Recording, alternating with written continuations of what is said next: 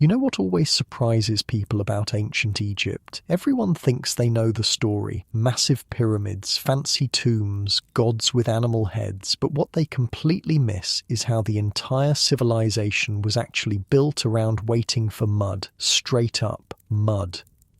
And not just any mud. I'm talking about a very specific kind that only appeared once a year when the Nile decided to completely drown everything these people had built. Imagine waking up one day and your entire world is underwater. Not a disaster, but actually the best possible news. The reality of living alongside the Nile was nothing like what you see in movies. Most people imagine ancient Egyptians just hanging out in temples or building pyramids, but their actual daily existence revolved around something much more intense, predicting and surviving a massive flood that would either bring life or total devastation.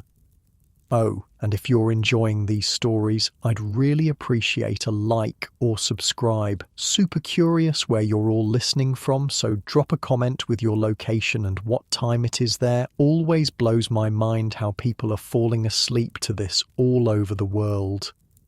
All right, let's head back to ancient Egypt. Trust me, it's going to be quite a ride. But first, get comfortable. Seriously. Adjust those pillows, pull up that blanket, because where we're going, you're going to want to be cozy. So congratulations, you just woke up in ancient Egypt, your eyes flutter open to darkness, not the gentle darkness of your bedroom now with maybe a hint of streetlight through the blinds. No, this is the pure blackness of a world without electricity. The air is thick with heat, and as you take your first conscious breath, you notice something, a smell, earthy, rich, slightly pungent. It's the scent of wet soil and vegetation, of the Nile itself. You're lying on a reed mat, not a memory foam mattress. The ground beneath is packed earth, cool against your back. Through the small window high in the mud brick wall, you can see the faintest lightening of the sky. Dawn is approaching. Already sounds filter in, voices calling, the braying of donkeys, the distant splash of water. This isn't some grand palace in Thebes or a noble's villa. You're in a simple home in Elephantine, the island at Egypt's southern border where the first cataract creates a natural boundary. The building you're in is made entirely of mud brick with thick walls to keep out the scorching heat of the day. Your home sits higher on the island, safe from the water that will soon rise.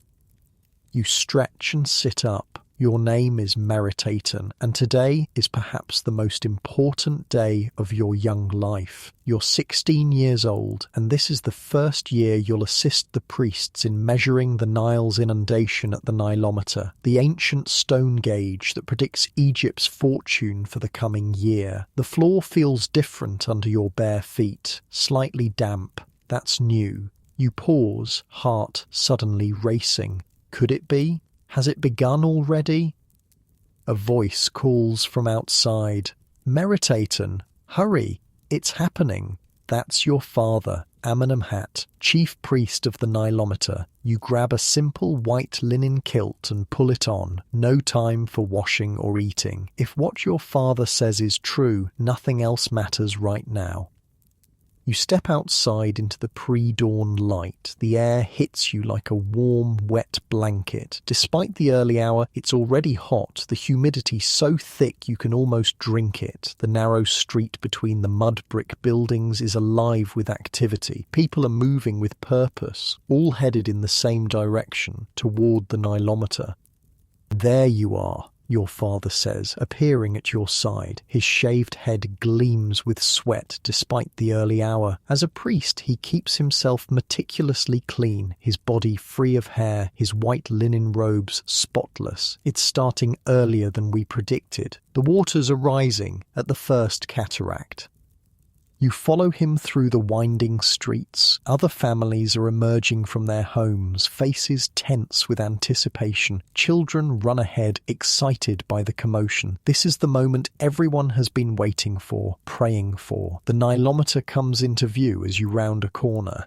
It's not an impressive structure, simply a stone staircase leading down into a well connected to the Nile by a small channel. But what it represents is nothing less than life itself. A crowd has already gathered. You recognize the governor standing apart from the common people, his fine linen gleaming white in the growing light, his servants creating a bubble of space around him. The other priests are there too, preparing for the ceremony that will mark the beginning of Akhet, the season of inundation. You've heard about this moment your whole life. You've seen the Nilometer before, of course, but this is different. This is the first time you'll witness it in action, the first time you'll be part of the sacred measurement that will determine taxes, food supplies, and possibly survival for the entire kingdom. What most people don't understand about ancient Egypt is that the entire civilization, from the humblest farmer to the divine pharaoh himself, lived and died by the flood. Too little water meant famine, too much meant destruction. The difference between life and death came down to a few precise markings on stone. Your father leads you past the crowd to the Nilometer itself. Already you can see water seeping into the well, covering the first few steps of the staircase. The king's messenger will be watching, your father whispers, adjusting your kilt. Whatever number we report will be carried to Memphis, and from there to the palace. The Divine One himself will want to know immediately if we will have abundance or less. You swallow hard. The weight of responsibility settles on your shoulders like a stone block. This isn't just some religious ritual. The measurements taken here will determine the tax rate for the entire kingdom. If the Nile rises to 14 cubits, it will be a disaster. Barely enough water to irrigate the fields. If it reaches 16 cubits, the harvest will be abundant and taxes can be higher. The perfect height is 16 cubits. Exactly right, as the saying goes. But if the water reaches 18 cubits or higher, it will be catastrophic. Fields washed away, villages destroyed, lives lost. At 18 cubits, no taxes can be collected because there will be nothing to tax. The crowd falls silent as your father raises his arms. The season of Akhet has begun, he intones. Happy Lord of the fishes and birds of the marshes has arrived. We come to measure his blessing.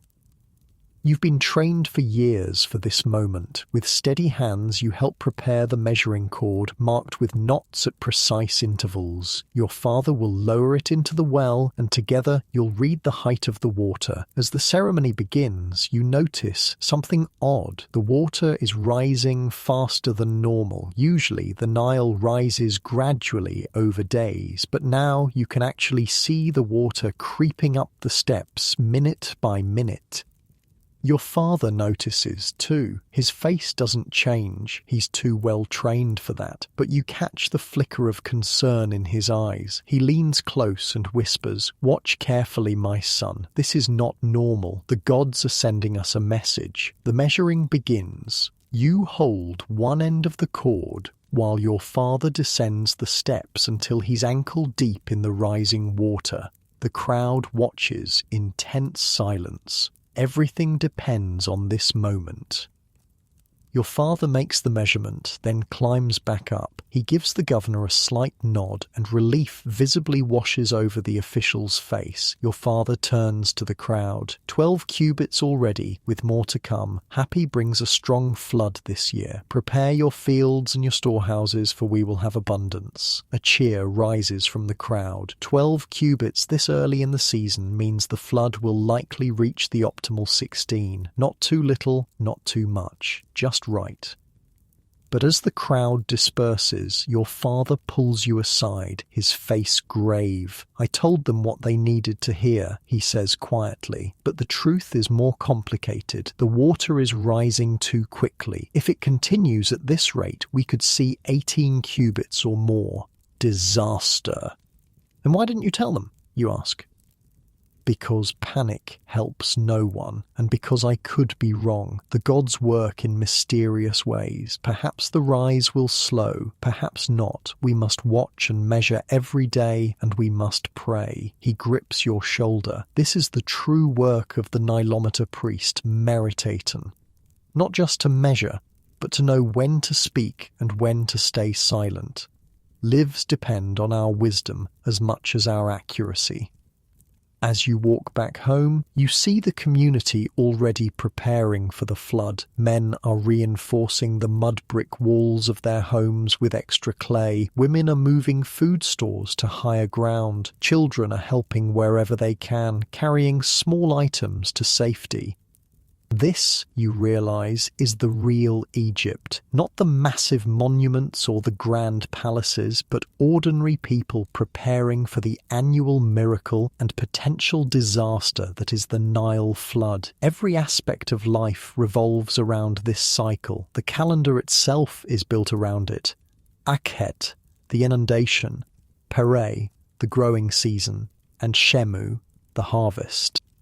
Back at home, your mother is preparing for the flood in her own way. She's mixing beer, thicker and more nutritious than what you might imagine beer to be. It's more like liquid bread, and it's a staple of the Egyptian diet. During the flood, when movement is restricted and fresh food might be hard to come by, stored beer and bread become even more important.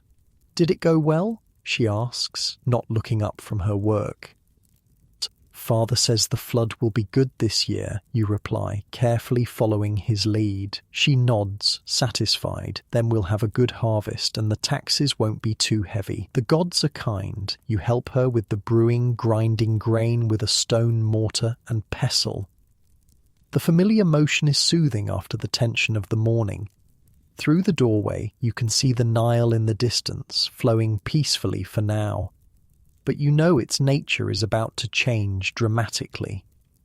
As the day progresses, more news arrives from upriver. The flood is indeed coming faster than usual. Messengers report that villages closer to the first cataract are already seeing water levels rising rapidly. Your father is called away for an emergency meeting with the governor.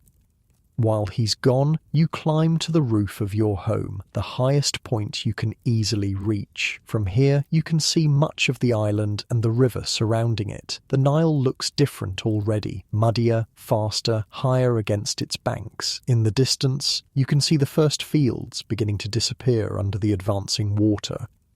It's a strange sight, land slowly vanishing, becoming one with the river, and yet this apparent destruction is actually creation. Without this annual drowning, Egypt would be nothing but desert. The floodwaters carry rich black silt from the highlands of Ethiopia, depositing this fertile soil across the floodplain. When the waters recede, the land will be reborn, ready for planting.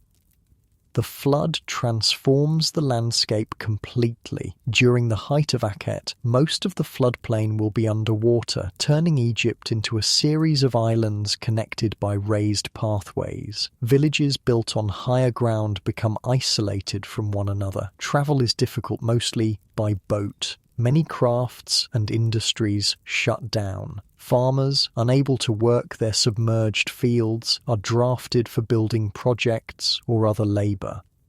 It's a time of both danger and celebration, of anxiety and faith. And this year, with the waters rising faster than normal, the tension is even higher. Your father returns at midday, his face drawn. "The governor is worried," he says to your mother. "The last time the waters rose this quickly was 15 years ago, when the flood reached 19 cubits and 3 settlements were washed away."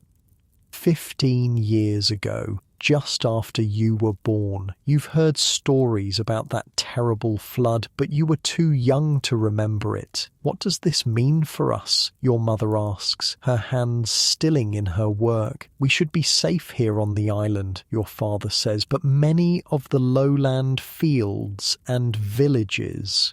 He doesn't finish the sentence. He doesn't need to.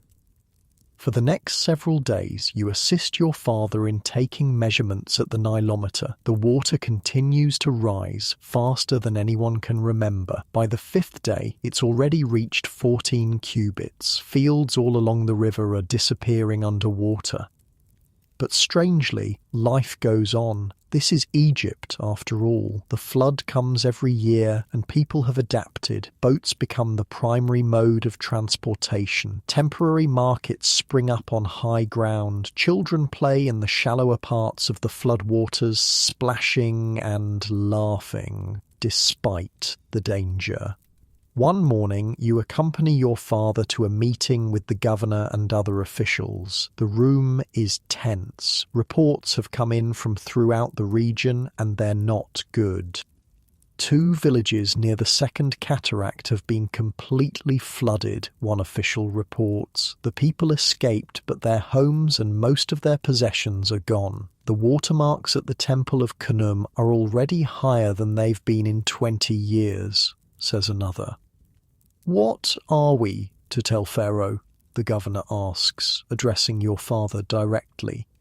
His tax collectors will be making their plans based on our reports. Your father takes a deep breath.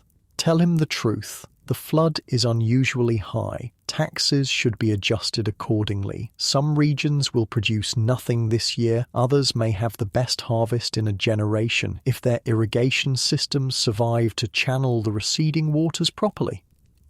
The governor nods grimly. And what of the people? There are already refugees arriving from flooded villages. They must be housed and fed, your father says firmly. It is the will of Happy. Those who are blessed with safety must share with those who are not. Next year, it could be us seeking shelter. You realize something important in that moment. The Nilometer isn't just a tool for measuring water. It's a measure of society itself, of how Egypt responds to crisis, of how people treat one another when the flood brings either abundance or disaster. As you leave the meeting, your father points to a massive stone structure in the distance, a granary where surplus grain is stored. See that? He says. It was built after the great flood of your birth year. The previous one was washed away. After the disaster, the divine Pharaoh decreed that new granaries should be built on higher ground throughout Egypt. Each district now maintains a reserve large enough to feed its people for 2 years, if necessary. 2 years, you ask, impressed? Yes, because sometimes the flood fails 2 years in a row. Without those reserves, everyone would starve. He looks at you seriously. This is why our work at the Nilometer is so important. Our measurements help determine how much grain must be stored, how much can be traded, how much must be distributed. As you return to the Nilometer for the evening measurement, you see a crowd gathered there again, but this time the mood is different, more solemn, anxious. Word has spread about the unusual flood. Your father pushes through the crowd, you following close behind. When you reach the stone staircase, you both stop short. The water has risen dramatically in just a few hours. It's now at 15 cubits and still rising fast.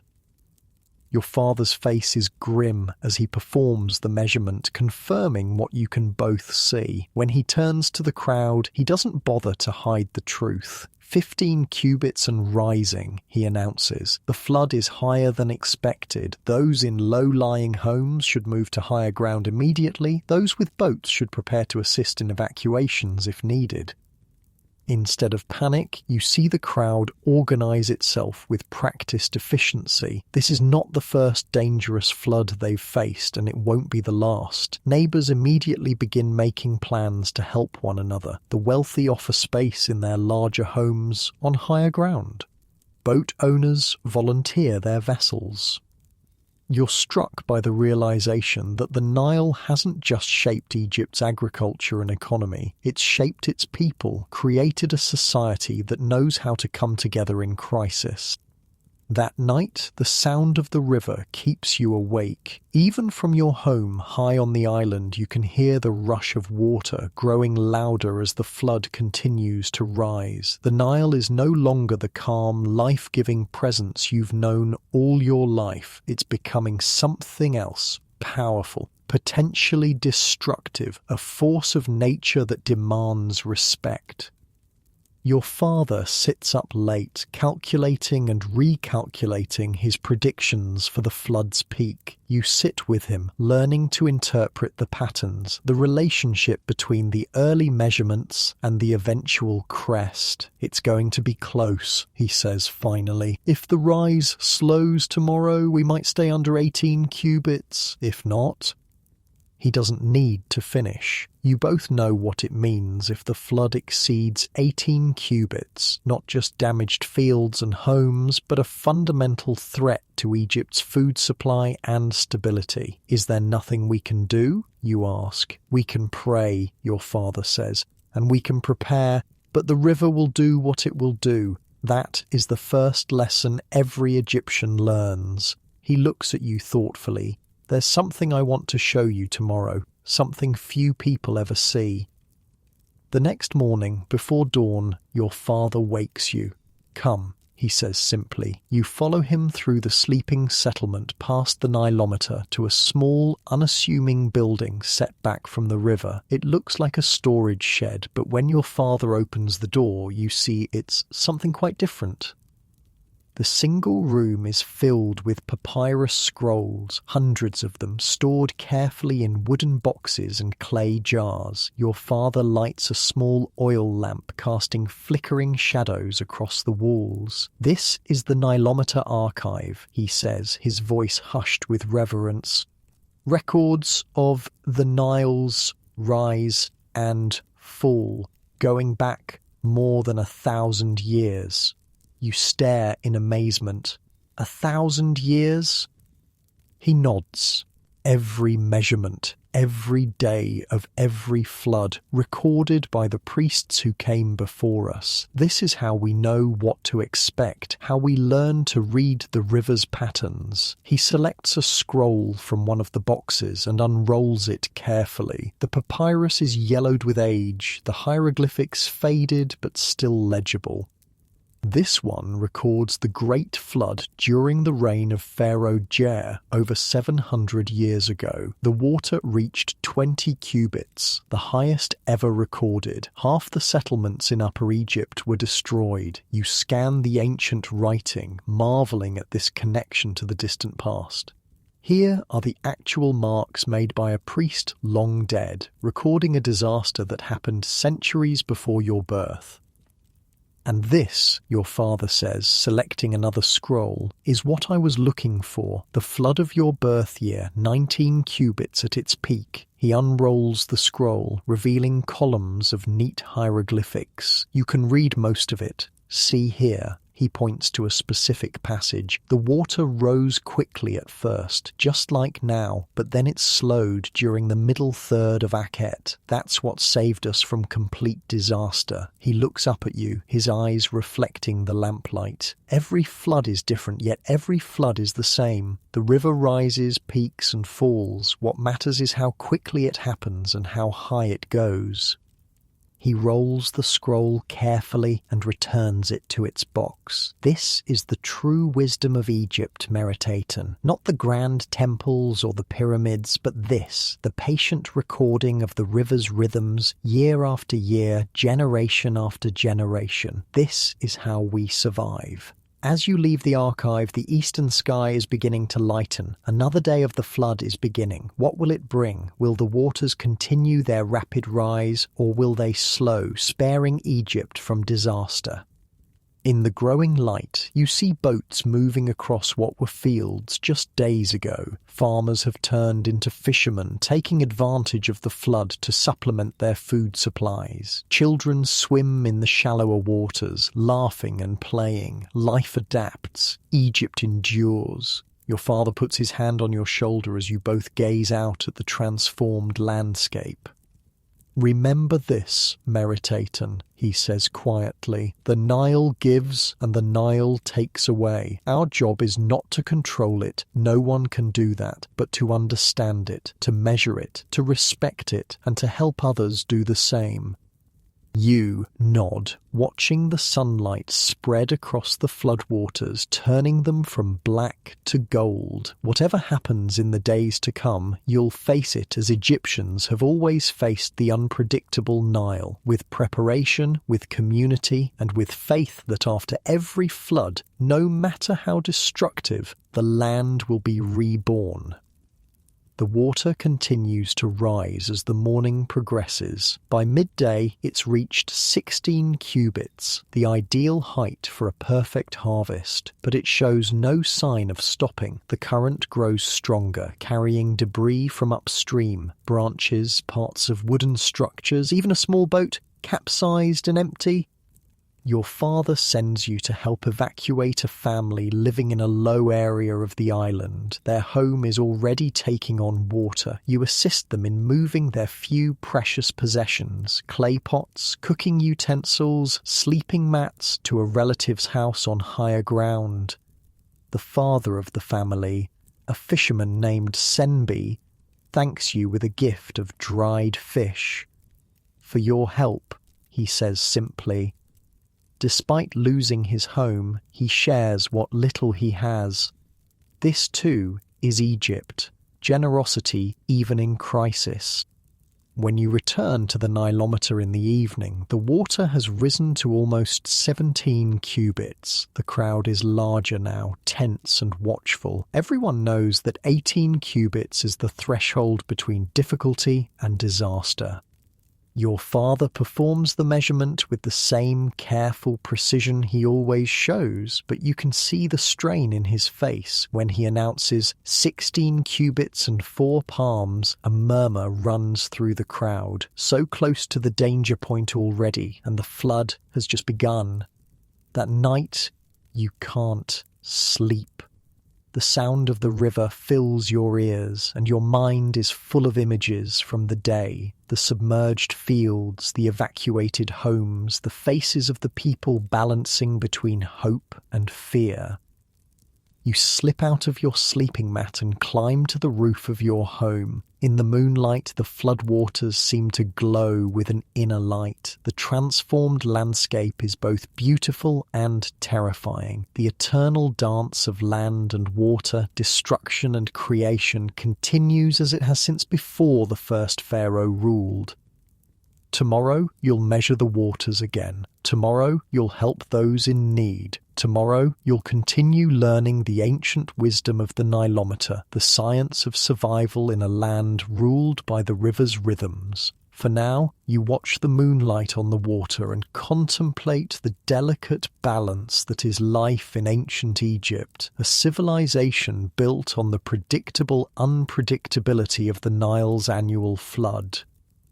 The village of Hut-Herib looked nothing like it did 3 months ago, where dusty paths and small mud-brick homes once stood. Now there was a sprawling lake stretching to the horizon. Only the tops of the tallest date palms and the village itself, built carefully on a rise of land, remained above the floodwaters.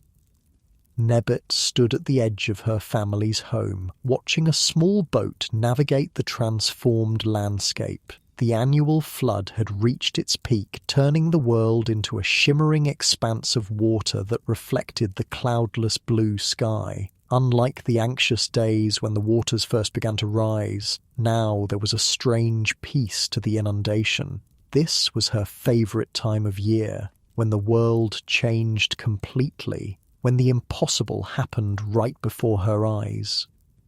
Her mother's voice called from inside the house. "Nebet, stop daydreaming and help me with this beer."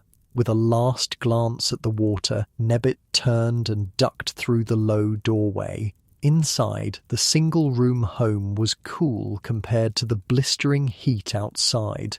The thick mud-brick walls kept the worst of the sun at bay, while the small high windows allowed some light but little direct heat. Her mother, T, was bent over a large ceramic pot, stirring a thick mixture with a wooden paddle. The unmistakable sour smell of fermenting grain filled the air. "Here," T said, handing Nebbet the paddle. "Keep stirring while I prepare the dates." Brewing beer was women's work, and at 12 years old, Nebbet was expected to help. Unlike the thin, bitter beer you might know, ancient Egyptian beer was thick, sweet, and nutritious, more like liquid bread than a modern beverage. It was a staple food consumed by everyone, from toddlers to elders. "The dates will make it sweeter," her mother explained, though Nebbet already knew this. "We need to make this batch special." "For the Feast of Happy?" Nebbet asked, continuing to stir the thick mixture. T nodded, slicing dried dates with practiced efficiency. "The highest flood in 10 years deserves our best offering. The Lord of the River has blessed us." The flooding had indeed been exceptional this year. When the waters first began to rise, there had been fear that it might be too much, a destructive inundation that would wash away homes and drown the carefully built irrigation systems. But the waters had risen steadily to just below the danger point, then stabilized. Now, 2/3 of the way through Akhet, the flood season, the entire village gave thanks daily to Happy, god of the Nile flood, for his generosity. Outside, the sounds of children playing in the shallower water drifted through the doorway. Despite the dramatic transformation of their world, life went on. During the flood season, many normal activities were impossible. No farming could be done on the submerged fields. No extensive travel could happen on the now underwater roads. But other work continued, and new opportunities arose.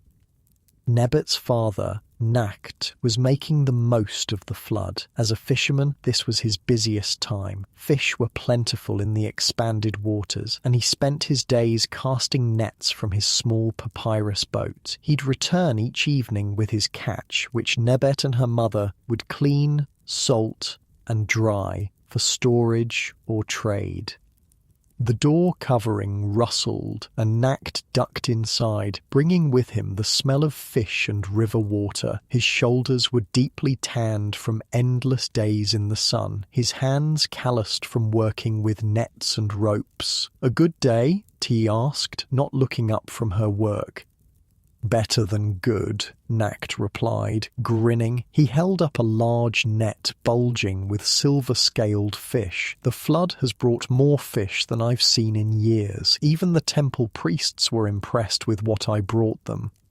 This was significant news. The temple took a portion of everyone's production, a tax to support the priests, officials, and ultimately the divine pharaoh himself. But this tax wasn't resented. It was seen as giving back to the gods who provided the flood, who in turn provided life itself.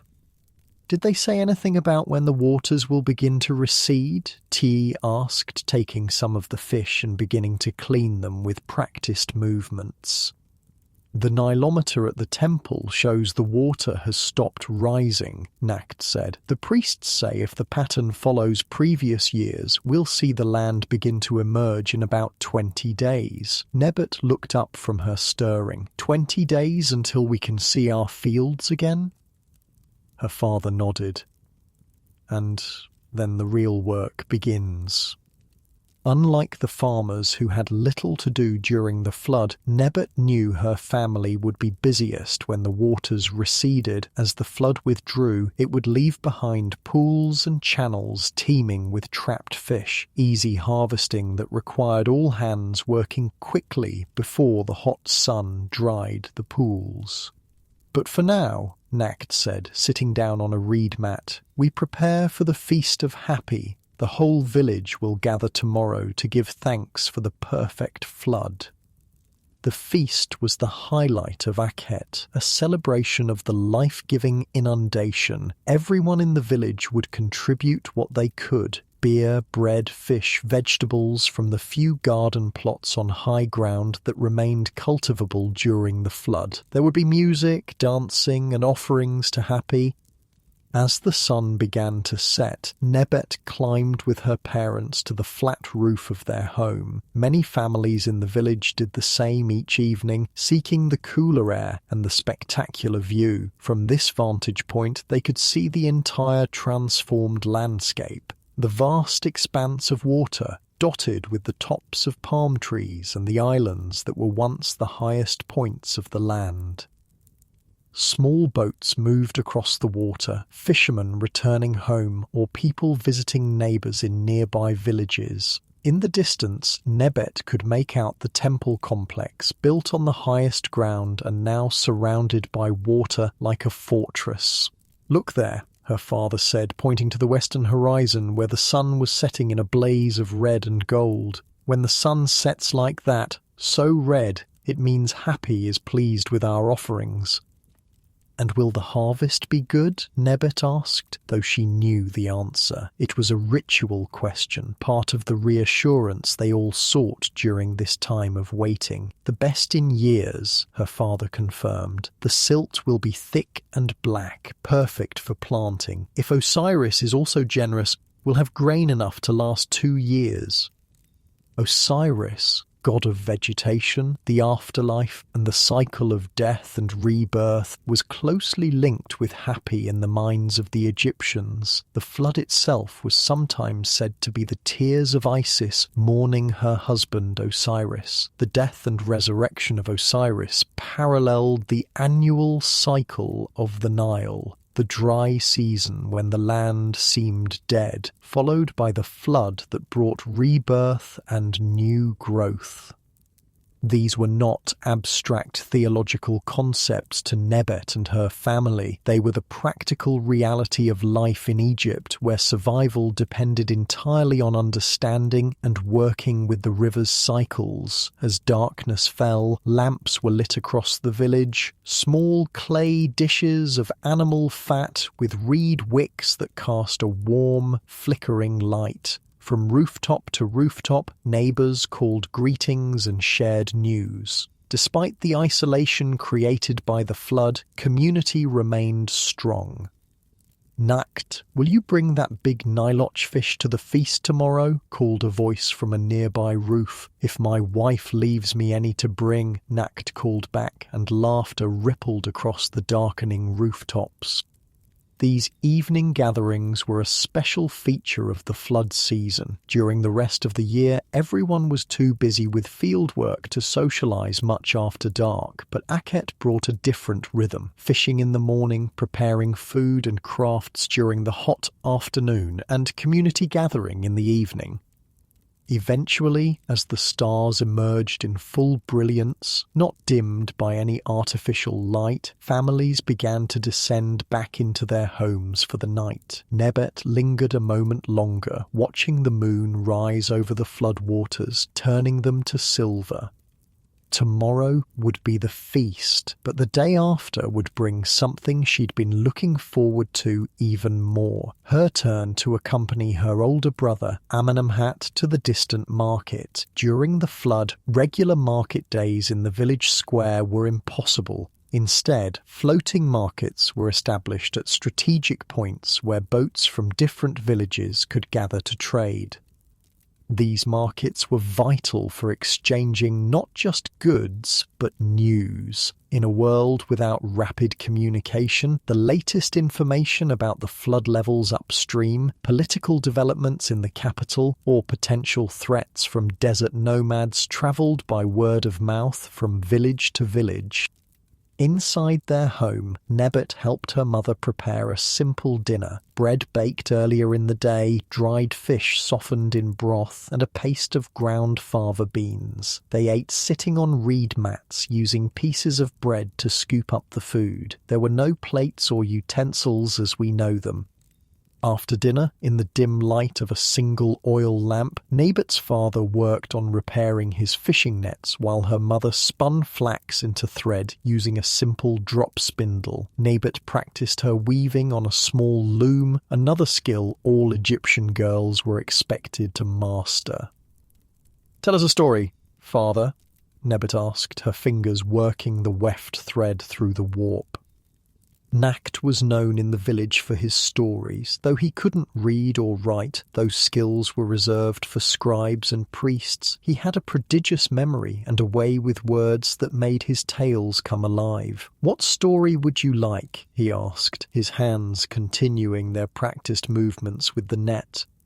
"Tell about the time before the Nilometer, when no one knew if the flood would be good or bad," Nebet requested. It was one of her favourites, though she suspected parts of it were more legend than history. Nacht smiled, a good choice for the eve of the Feast of Happy.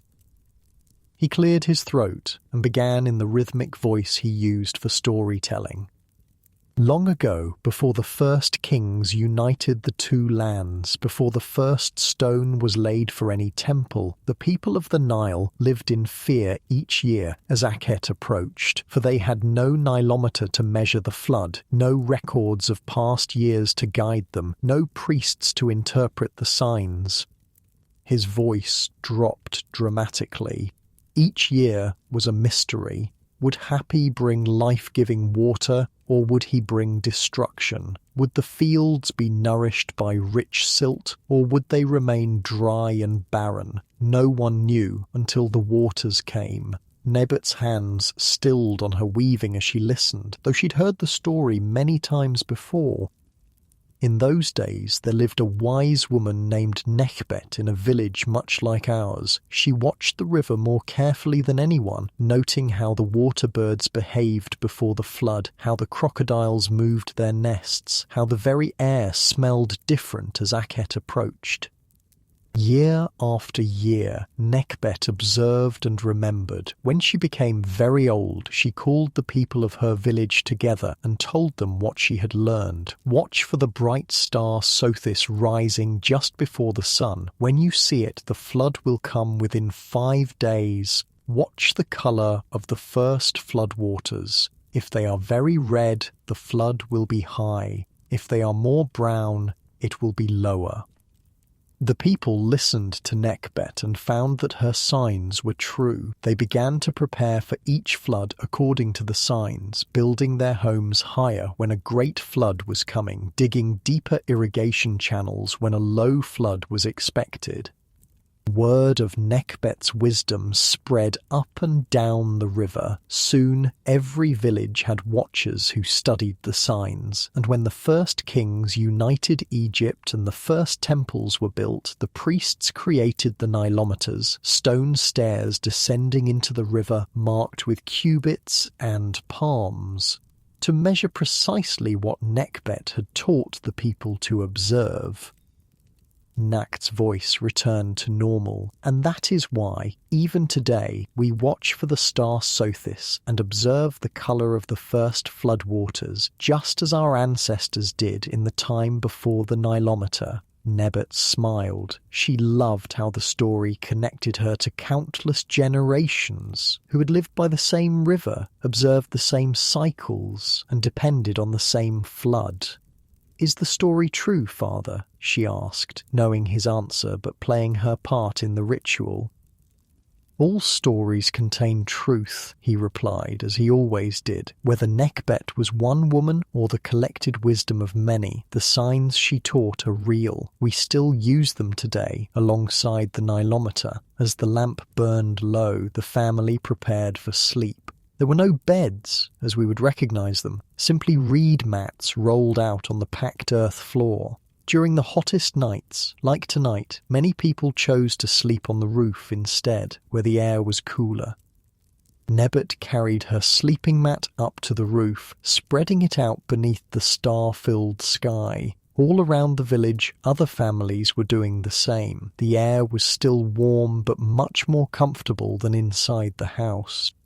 As she lay looking up at the stars, Nebet thought about the feast tomorrow. She would wear her best linen dress, simple by our standards, but the finest her family could afford. There would be music played on flutes and drums, dancing, and so much food. The whole village would gather in the temple courtyard, the highest point of land, to give thanks to Happy for the perfect flood.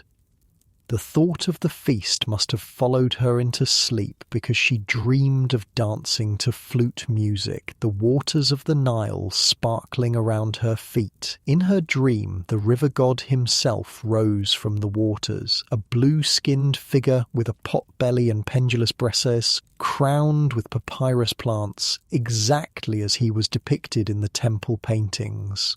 "Happy blesses those who respect the river," the god said in her dream. "Remember this, little one."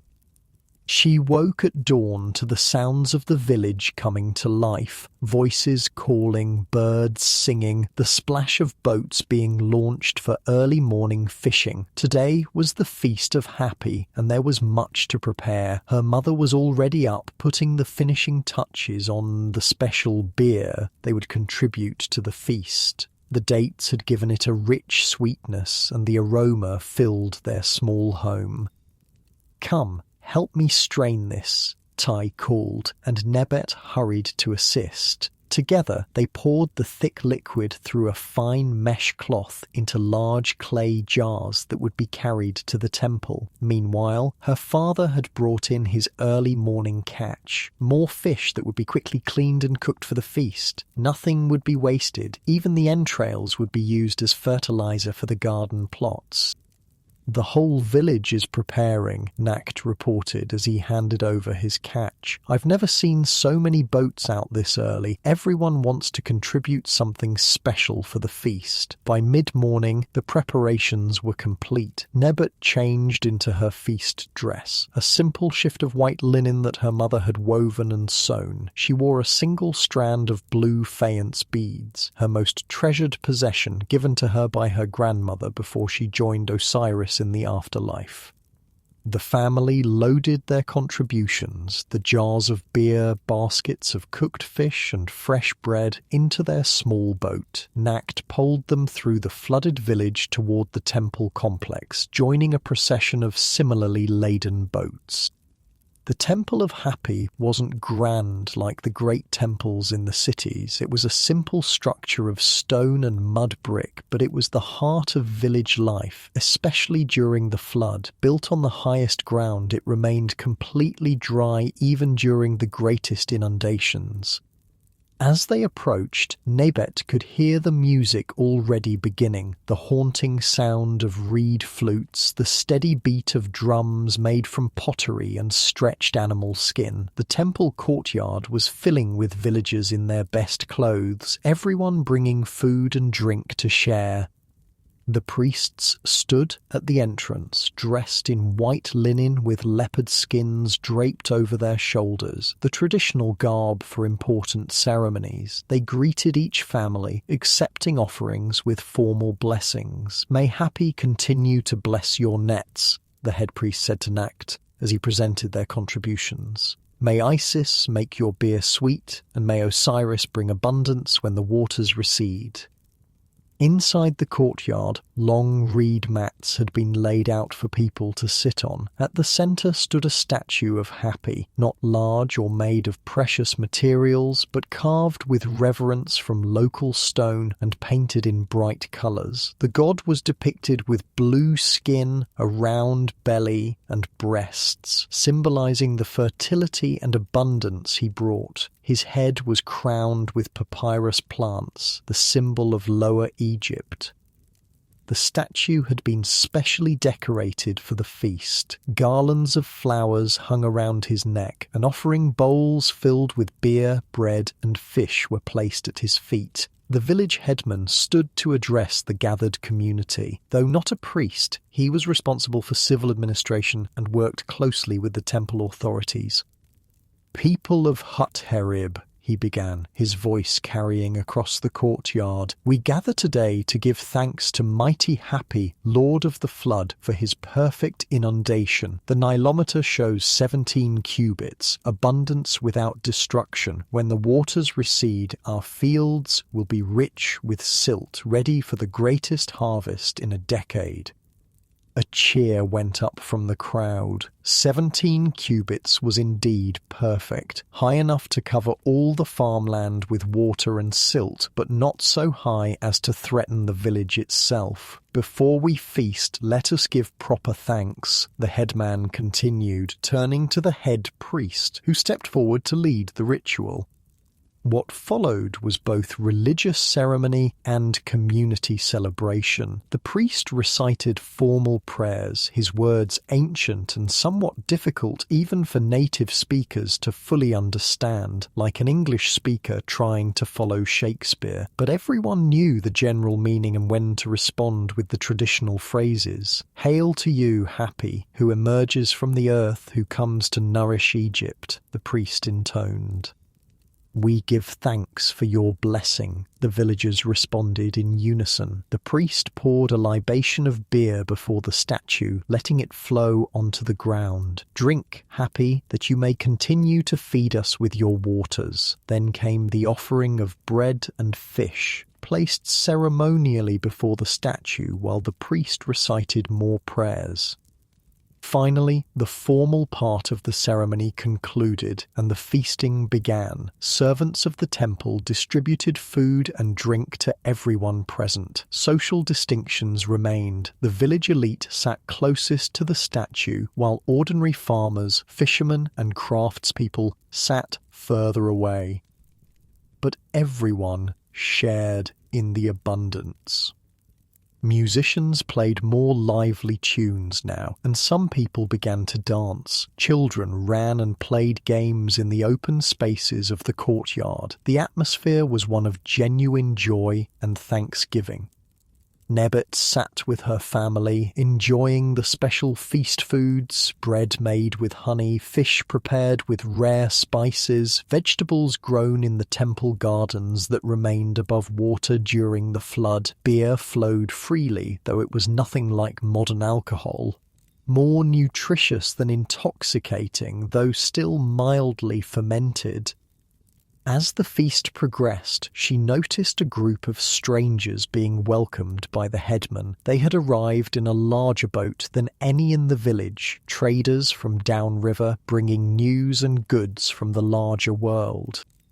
These traders were a common sight during Akhet. With normal farming activities suspended, the flood season was the perfect time for commerce. Boats could travel directly across the floodplain, taking shortcuts impossible during the dry season when they were confined to the river proper and the canals. "They've come from Memphis," someone nearby whispered excitedly. Memphis, the ancient capital near modern Cairo, was a major city that most villagers would never see in their lifetime. News from such a place was precious. Nebbet watched as the traders presented gifts to the headman and priests, luxury items from the city that would have been unaffordable for ordinary villagers. In return, they would be given hospitality and the opportunity to trade with the locals in the days following the feast. She couldn't wait to visit the floating market where these traders would set up tomorrow. Perhaps they had beads like hers, or even the precious black coal that wealthy women used to line their eyes. The receding floodwaters revealed a transformed landscape. What had been a vast lake just weeks before was now a patchwork of wet, glistening mud and lingering pools. The rich black silt left behind by the flood, Kemet, the black land which gave Egypt its name, covered everything in a layer of fertility. Parton Marut wiped sweat from his brow and straightened his aching back. Like thousands of other men across Egypt, he had been drafted for the most important work of late Akhet, repairing and rebuilding the irrigation canals before the waters disappeared completely. All around him, men laboured with wooden hoes and reed baskets, digging channels through the soft mud. The the sun beat down mercilessly, turning the damp ground into a steaming sauna. But despite the heat and the back-breaking work, there was an atmosphere of purpose and even camaraderie among the labourers. Everyone understood what was at stake. If they failed to properly channel the receding floodwaters, the miracle of the Nile's bounty would be wasted. "Put your back into it, farmer," called the overseer, a local official named Amenemope who carried a thin stick as a symbol of authority. "The water won't wait for lazy men." Patan Marut didn't bother to respond. At 42, he was older than most of the labourers and had been through enough floods to know the rhythm of this work.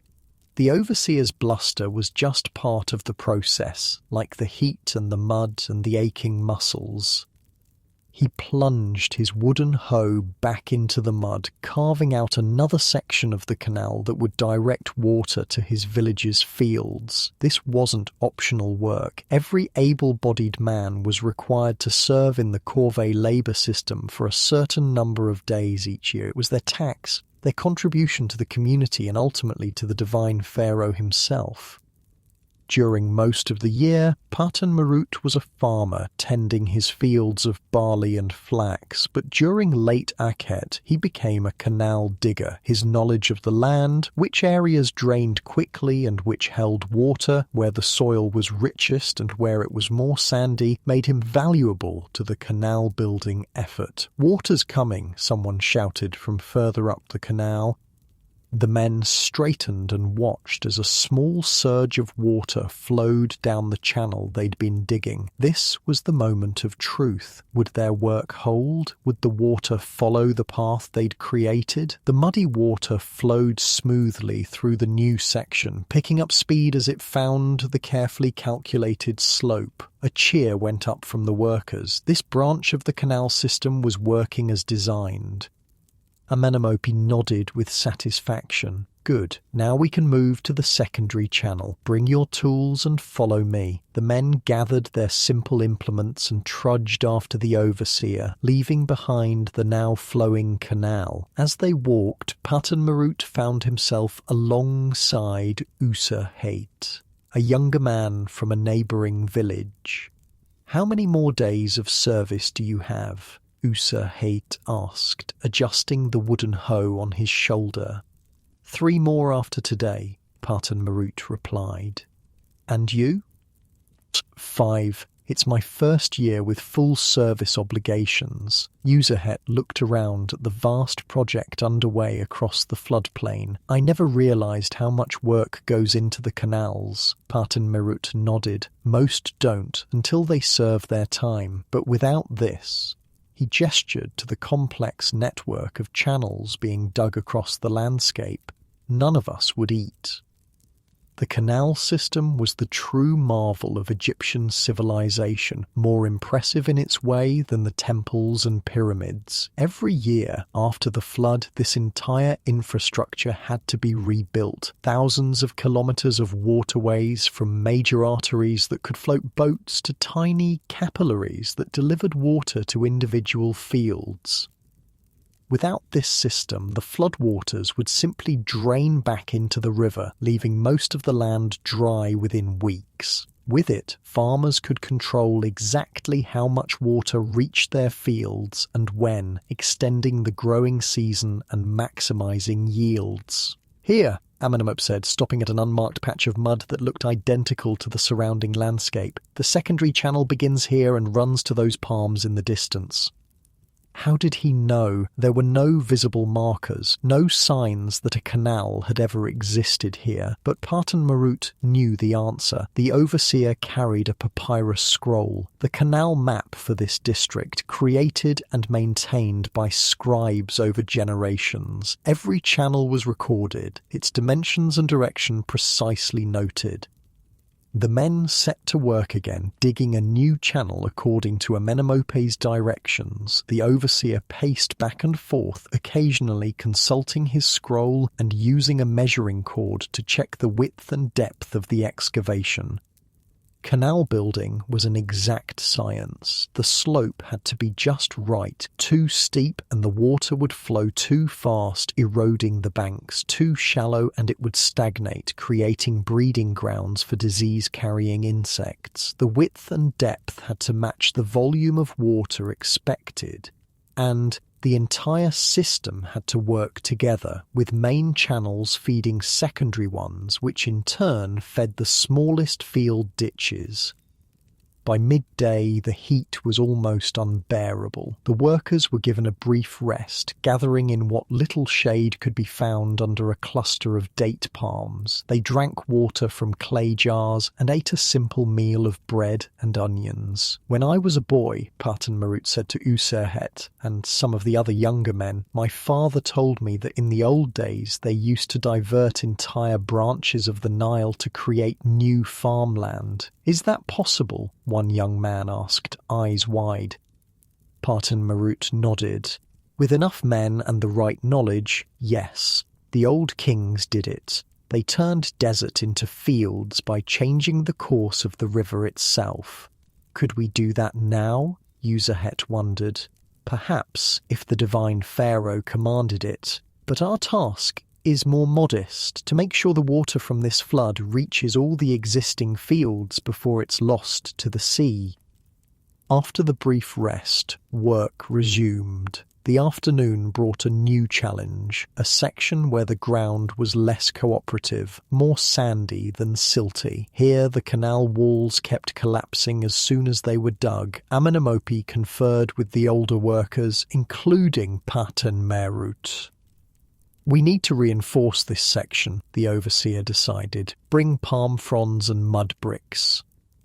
This was a common solution for unstable sections. The palm fronds would be woven into mats and used to line the canal walls, then covered with a layer of mud bricks. It was more labour-intensive than simply digging through good soil, but necessary to ensure the canal would last through the growing season. As the sun began to descend toward the western horizon, Amenemope finally called an end to the day's work. The men were exhausted, covered in mud from head to toe. They gathered their tools and began the walk back to their villages. Despite his fatigue, Parton Marut felt a sense of satisfaction. The work was progressing well. If the weather held and no unexpected problems arose, they would complete this section of the canal system within the allotted time. As they walked, the landscape around them was a hive of similar activity. In every direction, teams of men were digging channels, reinforcing banks and constructing small dams to control the flow of water. It was a massive, coordinated effort involving tens of thousands of workers across Egypt. "Look there," Parton Marut said to Userhet, pointing to a distant group working on a much larger canal. "Those are the Royal Engineers." The Royal Engineers were an elite corps of specialists who designed and supervised the most important waterworks, the main canals that fed entire districts, the levees that protected cities, and the reservoirs that stored water for the dry months. Unlike the local corvée labourers, they worked year-round and were paid from the royal treasury. "How does one become a royal engineer?" Userhet asked, watching the distant figures with interest. "First, you must become a scribe," Parton Marut replied. "Years of study, learning to read and write, to calculate and measure. Then, if you show talent, you might be selected for training in water management. It's a path for those with connections or exceptional ability." Userhet nodded thoughtfully. "My sister's son has been chosen for scribe training. Perhaps one day—" "It's a good path," Parton Marut agreed. "Scribes don't break their backs digging canals." They parted ways at a fork in the path, each heading to his own village. By the time Parton Marut reached home, the sun was setting, painting the landscape in gold and crimson.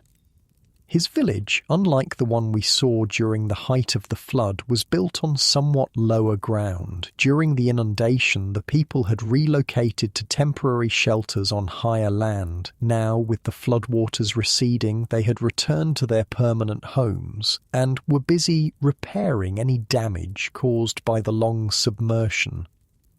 Mud brick houses, after weeks underwater, needed extensive work. Walls had to be patched, floors resurfaced, and everything thoroughly dried to prevent mold. The entire village smelled of damp earth and the dung fires used to speed the drying process. Patan Merut's wife, Henut Mehit, had a hot meal waiting for him. A thick stew of lentils with bits of salted fish and fresh bread baked in a clay oven. After washing off the worst of the mud in a basin of water, he sat on a reed mat to eat.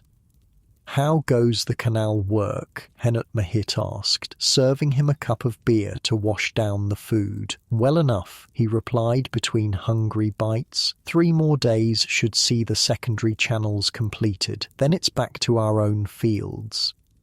Their children, 2 sons and a daughter, joined them for the meal. The boys, at 16 and 14, were already working with the men on the canal project. The girl, just 9, helped her mother with household tasks and tending their small garden plot, which had remained viable throughout the flood thanks to its raised position.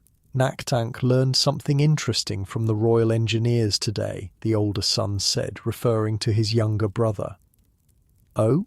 Patan Merut looked at his younger son with interest. The boy nodded eagerly. "They use a tool called a merket to make sure the canals are level. It's like a plumb line, but they use it with water to find the true level." Patan Merut smiled. His younger son had always been fascinated by tools and how things worked. The Royal Engineers have many such tools. That's why they can build canals that last for years, not just a single season. After the meal, despite his exhaustion, Patan Merut took a walk through the village. As a respected elder, he had responsibilities beyond his own household. He checked on an elderly neighbour whose son was away serving in the army, made sure a recent widow had help repairing her roof, and stopped to discuss the canal progress with the village headman. The headman, a stout man named Mahu, who served as the link between the village and the district officials, was concerned.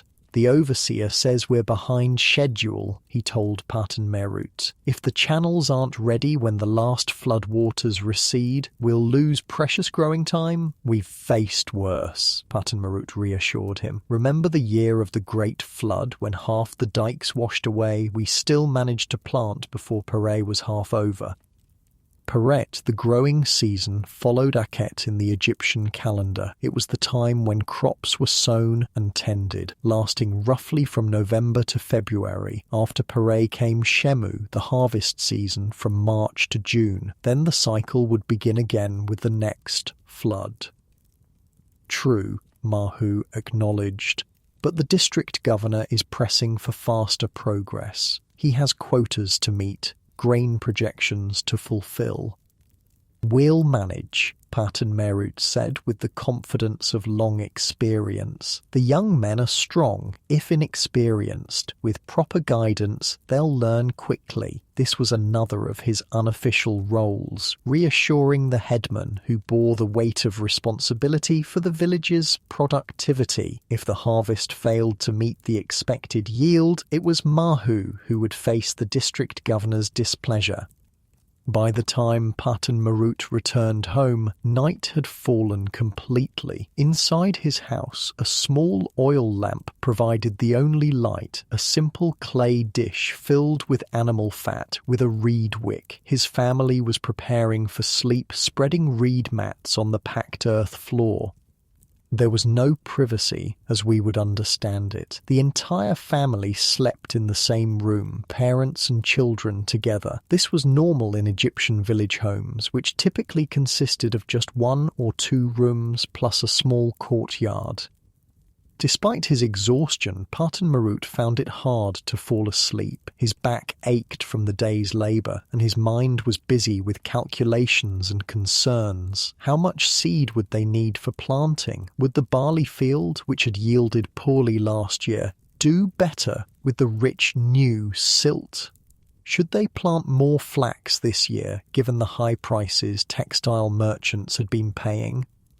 These were the thoughts that occupied a farmer's mind during late Akhet, planning for the growing season to come, making decisions that would determine his family's prosperity for the entire year. Beside him, Henut Mahit stirred. "You're not sleeping," she observed quietly. "Too many thoughts," he admitted. "About the canals?" "About everything. The canals, the planting, the children." He sighed. Nakt Ankh is showing interest in the engineer's work. Perhaps he could train as a scribe. Henut Mahit was silent for a moment. That would be a better life for him. Easier on the body, if not the mind. Parton Marut nodded in the darkness. Every parent hoped their children might rise to a higher station, escape the endless cycle of physical labour that defined a farmer's existence. But scribe training was expensive and required connections. It would mean sacrifices for the whole family. "We'll see," he said finally. "For now, we focus on this season, one flood at a time, as my father used to say." He felt his wife's hand find his in the darkness, a small gesture of solidarity and comfort. Together they had weathered many floods, many plantings, many harvests. Whatever challenges this year brought, they would face them as they always had. The next morning came too soon, the first light of dawn filtering through the small windows high in the walls. Already the village was stirring, voices calling, chickens clucking, the smell of bread baking in communal ovens. Another day of canal work awaited, but first came morning rituals. Parton Marut washed in a basin of precious clean water. Water was used sparingly for bathing, with most of it reserved for drinking and cooking. He ate a quick breakfast of bread dipped in bean paste, then gathered his tools. His sons joined him, and together they walked to the meeting point where the labour crews were assembled each morning. The overseer, Amanamope, was already there, papyrus scroll in hand, calling out assignments. "North section crew, continue the secondary channel from yesterday," he ordered. "South section, begin the field channels for the barley lands. East section, reinforce the main canal bank where it's showing weakness." Parton Marut and his sons were assigned to the east section, along with Uzahet and several other men from neighbouring villages. The main canal was the most critical part of the system. If it failed, all the secondary channels would be useless. They walked to their assigned section, where the problem was immediately apparent. A section of the canal bank was slumping, the mud sliding back into the channel. If it continued, it could block the water flow or even cause a breach that would flood areas not meant to receive water yet. "We need to rebuild this section completely," said the crew leader, an experienced canal worker named Paheri. "Remove all the soft mud, then rebuild with alternating layers of stiff clay and plant fibre." This was more complex work than simple digging. It required knowledge of materials and construction techniques. Parton Marut, with his years of experience, was put in charge of a small team, including his sons and Uzahet. "First, we scrape away all this loose material," he instructed. "Inday. Get down to firm soil, then we'll lay the reinforcement." The younger men set to work with enthusiasm, if not always with skill. Parton Marut corrected them gently, showing them how to test the firmness of the soil, how to shape the bank at the proper angle. "Not so steep," he told his younger son, who was forming the new bank. "If it's too steep, it will just slump again when it gets wet. A gentle slope is stronger."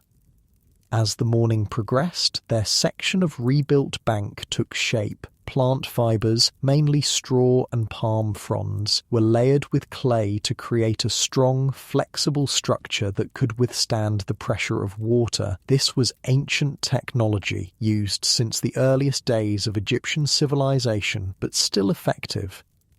Around midday, an unexpected visitor arrived at the work site, a scribe, identifiable by his clean white kilt and the writing kit he carried, a wooden palette with depressions for black and red ink, and reed pens tucked behind his ear. He was accompanied by 2 soldiers, their bronze-tipped spears glinting in the sunlight.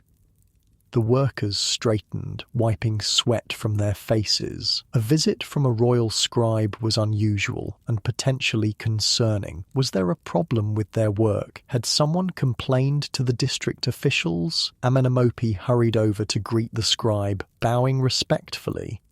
They spoke in low voices, with the overseer gesturing toward the canal works in progress.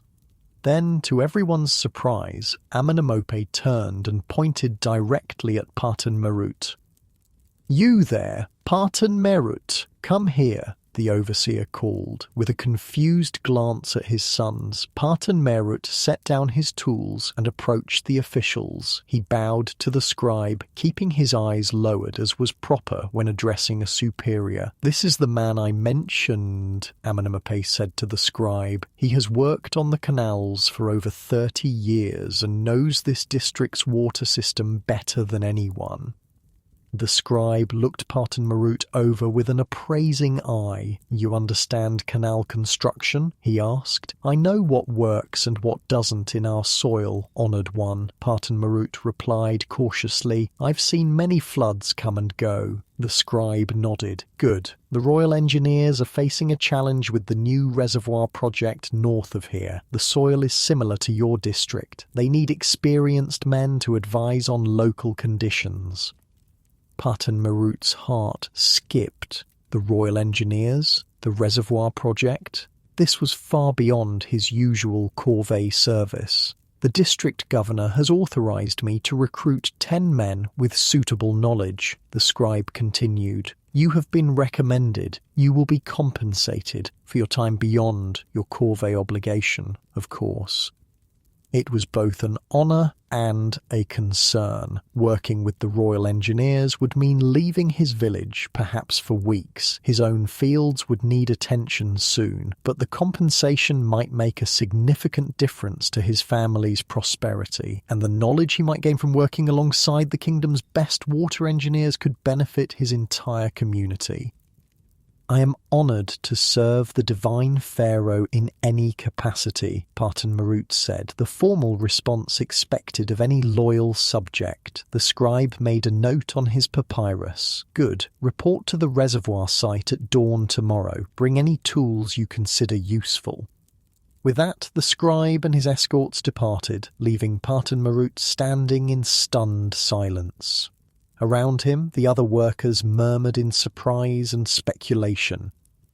"The reservoir project," User Het said, eyes wide with amazement. "They say it will hold water for a full season after the flood recedes. Nothing like it has been built in generations." Parten Merut nodded slowly, still processing this unexpected turn of events. The reservoir was the talk of the district, a massive engineering project ordered by the divine pharaoh himself to increase agricultural production by extending the growing season. If successful, it would change life dramatically for every farmer in the region, and now, somehow, he would be part of it.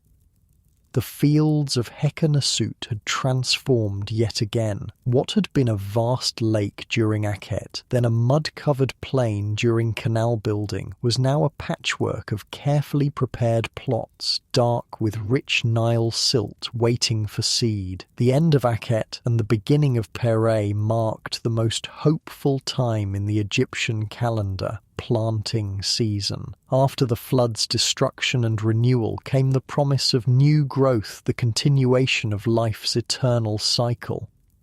Kensit stood at the edge of her family's main field, her bare toes curling into soil still damp from the receded floodwaters. At 35, she had seen this transformation many times, yet it never failed to fill her with quiet wonder. The Nile's gift, this black fertile earth, was what made everything possible. "Are you going to stand there all day, or help with the ploughing?" called her husband, Senbi, from where he struggled with their wooden plough and reluctant ox. Kensit smiled and walked toward him. Unlike wealthier farmers who owned several oxen, they had just this one aging animal purchased after years of saving. Before that, they had pulled the plough themselves, back-breaking work that made even working with this stubborn beast seem like a blessing. "He's not happy today," Senbi grunted, trying to keep the plough's wooden blade cutting a straight furrow through the soil. Kensit moved to the ox's head, stroking its nose and speaking in soothing tones. "Come, old one, just a few more hours and you can rest." The animal seemed to respond to her touch, pulling more steadily as Senbi guided the plough. This was their rhythm, developed over 15 years of marriage and farming together. He had the strength to handle the plough. She had the patience to manage the animals and children. Their field wasn't large, about 1.5 aroras, the standard Egyptian unit of land measurement, roughly equivalent to 1 acre, but it was their own, inherited from Senbi's father, and with good management it produced enough to feed their family with a small surplus to trade for necessities they couldn't produce themselves. From across the field came the sound of children's voices. Their 3 youngest, 2 boys and a girl, were supposed to be clearing the last debris left by the flood from the field edges, but from the laughter and splashing, Kensit suspected they had found a puddle to play in instead. Their oldest son, Amenemhat, wasn't with the younger children. At 16, he was considered a man with adult responsibilities. He had been sent to the village seed storage to collect their planting grain, barley and emmer wheat that had been carefully preserved from the previous year's harvest.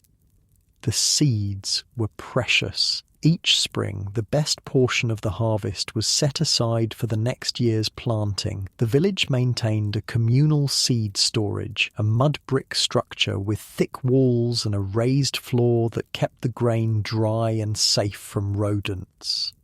Each family's seed allocation was recorded by the village scribe and distributed when the fields were ready for planting. As they worked their way across the field, Kensit occasionally straightened to ease her back, looking around at the bustling activity across the floodplain. Every family was engaged in the same urgent work, preparing fields while the soil remained at the perfect consistency for planting. Too wet and the seeds might rot, too dry and the soil would be too hard to work effectively. "Look," she said to Senbi, pointing to a neighbouring field where a wealthier farmer directed several servants operating 2 ploughs. "Ipua has new ploughs with bronze tips." Senbi glanced up briefly, then returned to his work. "Bronze ploughs are for those who have more silver than sense. Wood works well enough if you keep it sharp." His tone was light, but Kensit knew the reality behind his words. Bronze tools were far beyond their means. Like most farmers, they made do with implements of wood, stone, and occasionally copper for smaller tools. The wooden plough Senbi used was the same basic design Egyptian farmers had been using for thousands of years, a simple share attached to poles that controlled its depth and direction. Despite its simplicity, the plough was effective, turning the rich soil to prepare it for seed. The flood had done most of the hard work already, softening the earth and depositing a fresh layer of fertile silt. Unlike farmers in other lands who had to add manure or other fertilizers to their fields, Egyptians received a free application of nature's best fertilizer every year, courtesy of the Nile. "Mother, father, look who's coming." Their youngest daughter, Nefertari, came running across the field, her dark eyes wide with excitement. Following more sedately behind her was Amenemhat, carrying a large basket on his shoulder. Beside him walked an unexpected figure, Patan Marut, the respected elder who had been recruited to work with the Royal Engineers on the reservoir project. Senbi stopped the plough, giving the ox a moment's rest as the visitors approached. Kensit brushed soil from her hands and straightened her simple linen dress. Patan Marut honours our field, Senbi said, inclining his head respectfully to the elder. What brings you to our humble plot when the Royal Engineers surely need your wisdom? The older man smiled, the corners of his eyes crinkling. The reservoir work proceeds, but I was given 2 days to attend to my own affairs. I saw your son at the seed storage and thought I would walk with him. It's been too long since I inspected the fields in this part of our district. This was a polite fiction. Everyone knew that Patan Marut was making rounds of the village farms, sharing what he had learned from the Royal Engineers. His knowledge was a gift to the community, more valuable than any physical object he could have brought. Amenemhat set down his basket, revealing the golden-brown grain inside, their planting seed for this season. Kensit felt the familiar mix of hope and anxiety that came with every planting. Those small, hard kernels represented their future. If they sprouted and grew well, the family would eat. If not, she pushed the thought away. The engineers have shown me a new method for preparing seed, Patan Marut said, kneeling beside the basket. They soak it in river water mixed with natron for 1 night before planting. They claim it makes the seed sprout more quickly and deters pests. Natron, a naturally occurring mineral salt collected from dried lake beds, was used for everything from preserving mummies to cleaning teeth. That it might help crops was a new idea, at least to the farmers of Hekkenasut. "Does it work?" Senbi asked, practical as always. "The royal fields show promising results," Patan Marut replied. "I've brought a small amount of natron to share." He produced a linen pouch from his belt. "Enough for your seed, if you wish to try." This was a generous gift. While not rare, natron had to be traded for, and Patan Marut was sharing knowledge and materials he could have kept for his own fields. "We are grateful," Kensit said, accepting the pouch. She looked at her eldest son. "Amenemhat, find a clean pot for soaking the seed tonight." The boy nodded and hurried off toward their home, a simple mud brick structure visible in the distance, where the cultivated fields met the slightly higher ground of the village proper. Patan Marut stayed for a while, discussing the canal system and water distribution with Senbi. The 2 men walked the boundaries of the field, examining the small irrigation channels that would bring water from the larger canals to this specific plot. "The new reservoir will change how we irrigate," Patan Marut explained. "Instead of depending entirely on the flood, we'll have water available later into the growing season." "And who will control this water?" Senbi asked, the question that concerned every farmer. "The same officials who oversee the canals," Patan Marut replied, "but with more consistent water throughout the year, there will be less competition for it during critical times."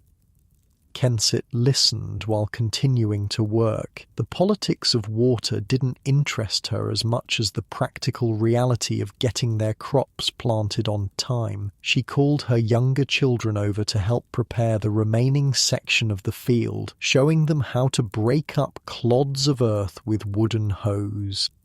Eventually, Patan Marut took his leave, moving on to the next farm to share his knowledge. Senbi returned to the plough, and the family fell into the rhythm of their work. The steady pace of the ox and plough, the children clearing debris, Kensit smoothing the ploughed soil with a wooden rake. By midday, the sun was high and hot. The brief respite of cooler temperatures that came with the flood was over. Egypt's relentless heat had returned. The family retreated to a small shelter at the field's edge, just a simple roof of palm fronds supported by 4 poles, to eat a midday meal and rest during the worst of the heat. Amenemhat had returned from the house with food, bread, dried fish, and a few onions, and a clay jar of water. They ate in companionable silence, hungry from the morning's work. "Tomorrow we plant?" asked one of the younger boys. Jehuti, who at 8 years old was still learning the agricultural cycle. "Tomorrow we plant the barley," Senbi confirmed. "The wheat will wait 2 more days." Staggering the planting was a common strategy, spreading both the work and the risk. If disease or pests struck, or if an unexpected dry spell came, it was better not to have all crops at the same vulnerable stage.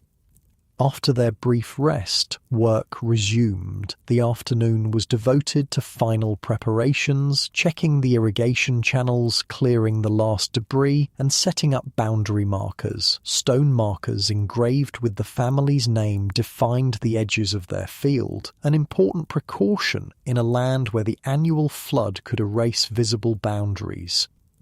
As the sun began its descent toward the western horizon, Senbi finally called an end to the day's work. The family gathered their tools, the plough, hose, and rake, and began the walk back to their home in the village. Kensit watched as her husband ran a practiced hand over the wooden plough, checking for any damage or wear that would need to be repaired before tomorrow. The implement was simple but essential, a curved piece of acacia wood tipped with a slightly harder wood, with handles extending up and back for the ploughman to guide it. No metal, no complex mechanics, yet it had served Egyptian farmers effectively for thousands of years.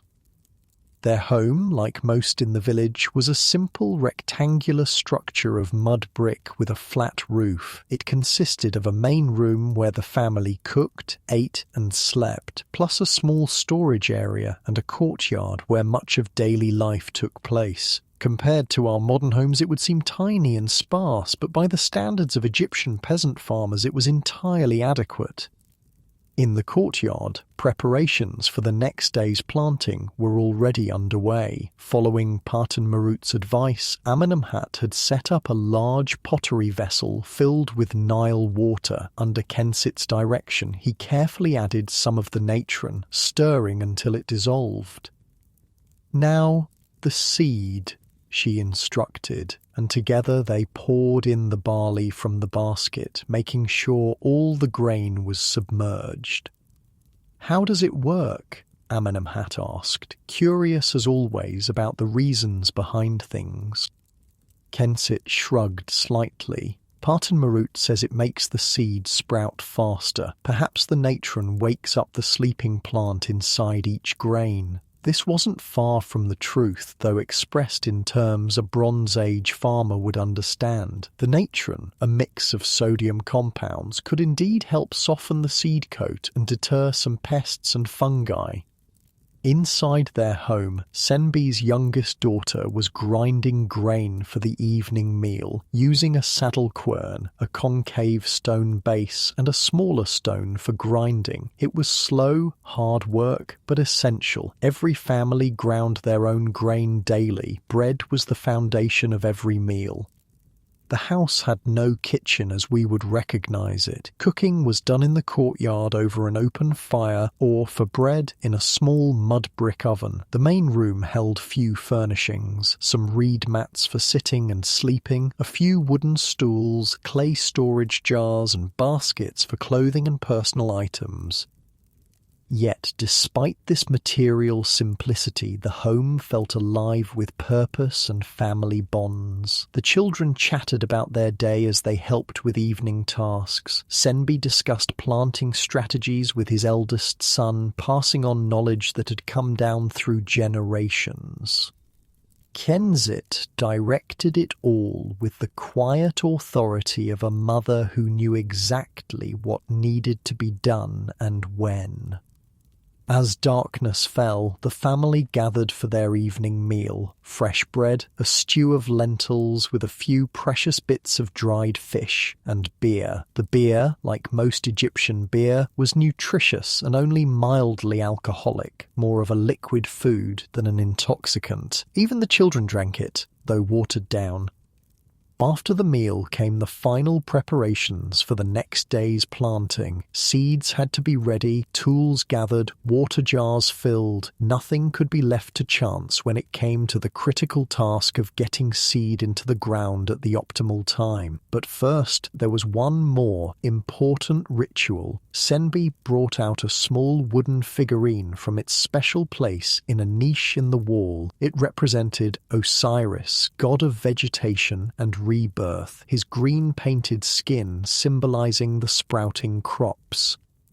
The family gathered around as Senbi placed the figurine on a small mat. Before it, he set a tiny portion of bread and a few drops of beer, offerings to ensure the god's blessing on their planting. "Great Osiris," Senbi intoned, "who dies and is reborn like the crops in our fields. Bless our seed that it may sprout and grow strong. As you returned from death, let our barley rise from the dark earth into the light." It was a simple prayer, without the elaborate rituals and formulations of temple worship, but it connected this humble family directly to the cosmic forces they believed governed the natural world. In Egyptian thought, there was no firm line between the religious and the practical. The success of their crops depended both on proper farming techniques and on divine favour. After the brief ceremony, the figurine was carefully returned to its niche. The day's final tasks were completed and the family prepared for sleep. Like most Egyptians, they went to bed shortly after sunset and would rise with the dawn. Oil for lamps was expensive, and there was little reason to stay up in the darkness. Their sleeping arrangements were simple. Reed mats were unrolled on the packed earth floor, with linen sheets for covering in the cooler months or just for comfort in the warmer seasons. There were no separate bedrooms. The entire family slept in the main room, parents and children together. As they settled onto their mats, Jehuti, the 8-year-old, asked a question that had clearly been on his mind. "Father, why do we plant some seeds and eat others? They look the same." Senbi smiled in the darkness. It was a good question, showing the boy was thinking about the world around him. "The seeds we plant are chosen carefully," he explained. "They come from the strongest plants, the ones that grew best and produced the most grain. We save them specially for planting, so our new crops will be strong too. But they still look the same as the ones we eat," the boy persisted. "To our eyes, yes," Senbi agreed, "but the gods can see the difference. They see the strength hiding inside each seed, waiting to grow." This seemed to satisfy the child, who fell silent. Soon, the rhythmic breathing of sleeping children filled the small room. Kensit, however, remained awake a while longer, her mind full of the next day's tasks. Planting required precision and care. The seeds had to be distributed evenly, not too densely packed nor too sparse. They had to be pressed into the soil at just the right depth, deep enough to stay moist and protected, but not so deep that the sprouts couldn't reach the sunlight.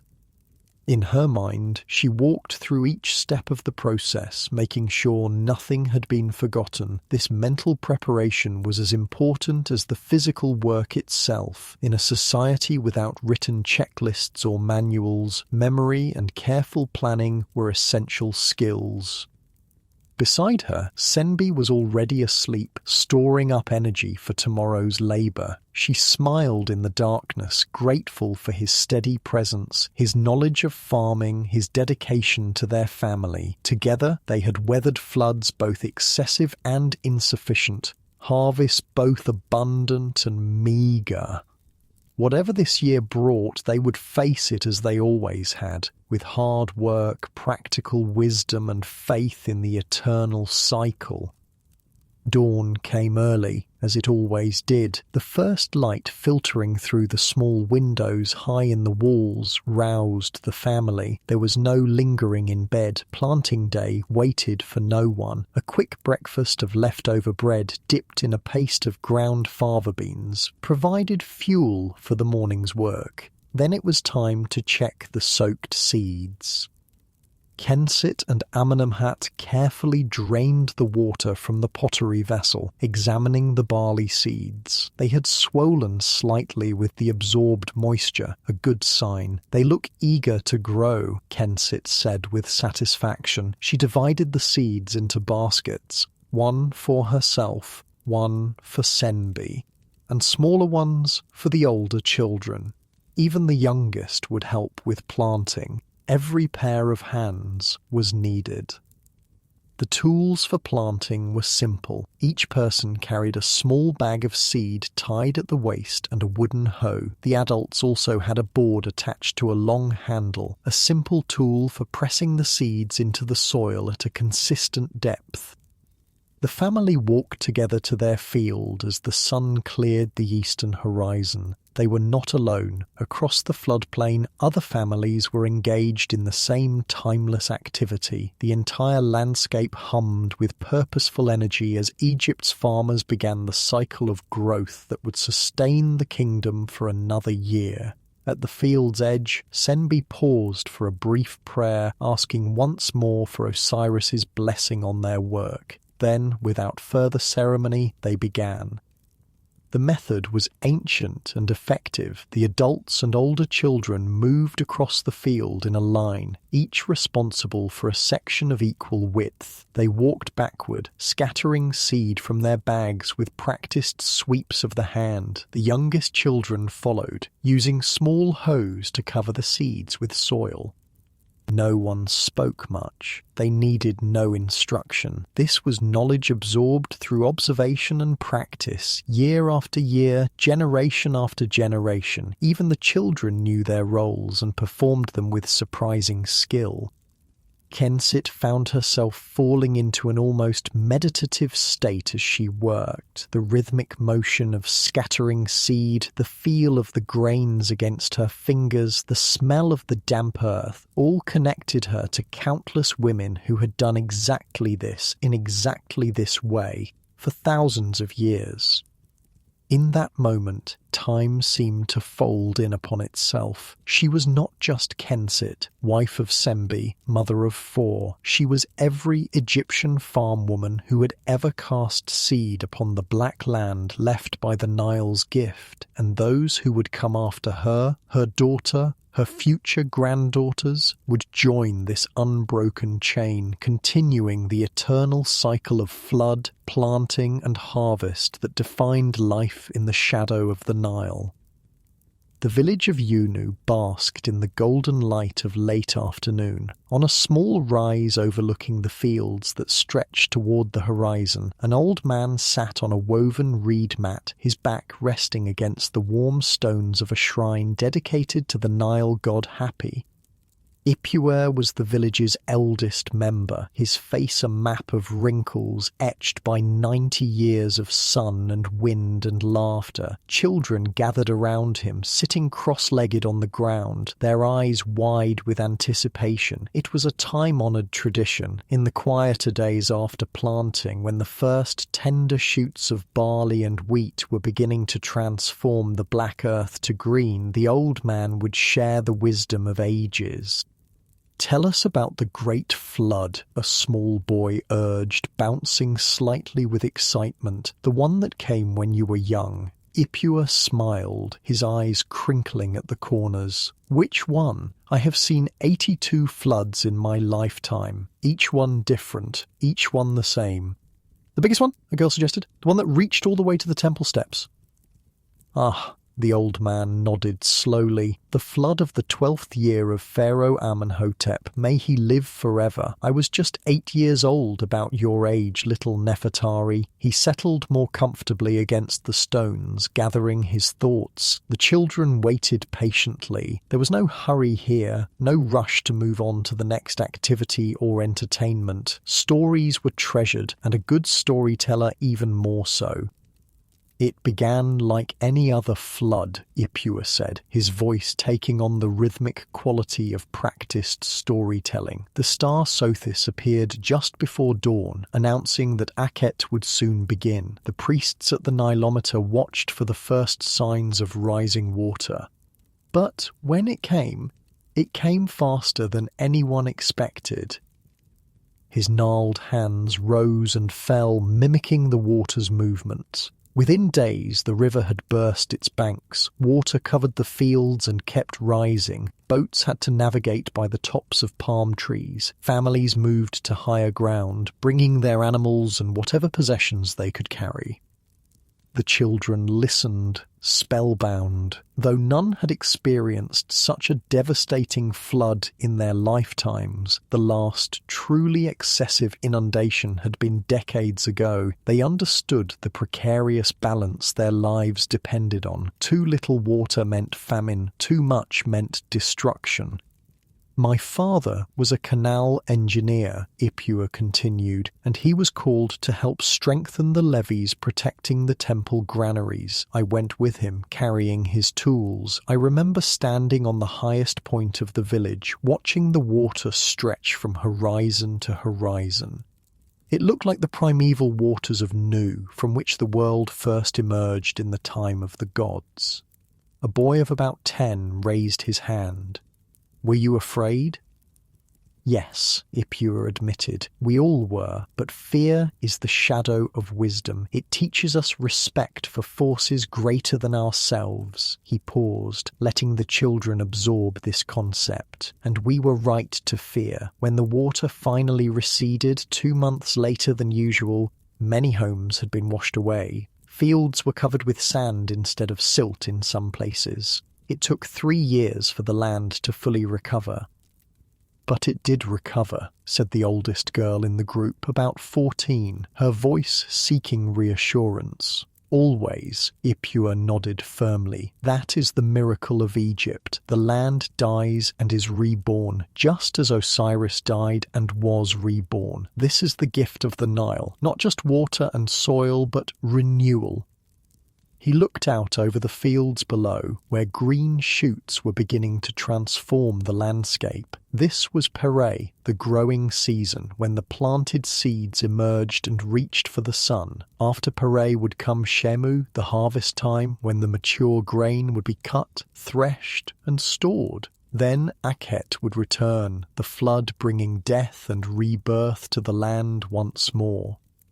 "The cycle never ends," Ipua said softly, almost to himself, "and we are part of it, like the fish in the river or the birds in the sky." A smaller child, perhaps 5 years old, crawled into the old man's lap without hesitation. Ipua welcomed him with a gentle arm around his shoulders. "Tell about the Nilometer," the boy requested, snuggling against the elder's chest. Ipua smiled. The Nilometer was a favourite topic, a bit of human ingenuity that helped make sense of the Nile's mysterious ways. "The first Nilometer," he began, "was built in the time of the god kings, before the 2 lands were united under the double crown. It was a simple thing, just a staircase leading down into the river, with marks on the wall showing the height of the water." "Like the one at the temple?" a child asked. "Yes, much like that one, though not as finely made. Over time, the design improved. Some Nilometers became wells connected to the river by underground channels. Others were columns standing in the water, marked with cubits and palms for measuring." He held up his hand, showing the width of his palm. 1 cubit is 6 palms from here to here on a man's arm. He indicated the distance from elbow to fingertips. "The perfect flood is 16 cubits, less than 12, and famine threatens. More than 18, and destruction comes." "How do the priests know what the flood will be?" another child asked. "Do they have magic?" Ipua chuckled. Some would say so, but their magic is knowledge passed down through generations. They watch for signs, how early the water begins to rise, how quickly it increases, the colour of the first floodwaters. They keep records on papyrus scrolls comparing each year's flood to those that came before. My father says the Royal Engineers are building a new kind of Nilometer, an older boy mentioned, one that can predict the flood height long before it reaches our district.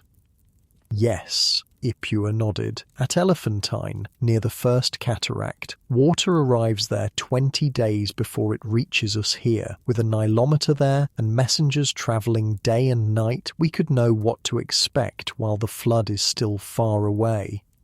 This was the way of Egypt, constant refinement of techniques and knowledge, but always within the framework of tradition. New nilometers might be built, but they measured the same eternal cycle that had sustained life in the Nile Valley since before human memory.